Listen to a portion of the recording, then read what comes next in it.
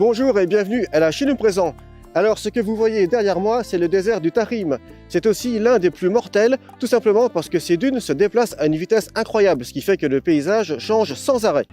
Dans ce désert immense et dangereux, on peut voir la route Tarim, la première et la plus longue route construite dans un désert qui se déplace. Contre toute attente, au bord de cette route de 532 km, est plantée une forêt de protection qui embellit aussi le paysage. Ce couloir vert dans le désert le reste presque toute l'année, parce qu'il est pris en charge par des travailleurs aussi aimables que consciencieux.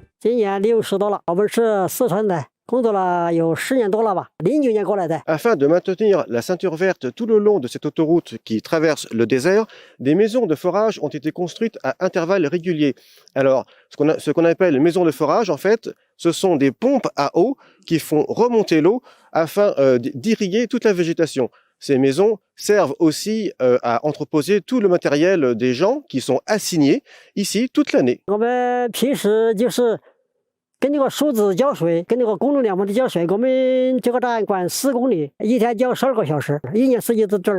Cette zone verte a été achevée en 2005, mais la forêt de protection avait été plantée à partir de 2003.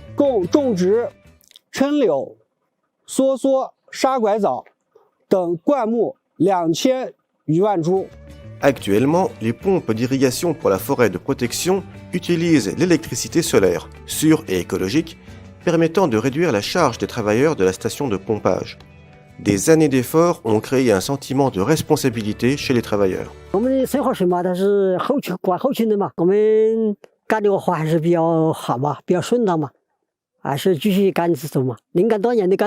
Alors bien sûr, cette route du désert est déjà un petit miracle en soi-même, mais le véritable miracle, ce sont les travailleurs qui sont assignés ici toute l'année et qui font en sorte que la route ne soit pas recouverte de sable et que la végétation soit florissante. Voilà, c'était Julien Buffet, je vous remercie de votre attention et je vous dis à ciao ciao.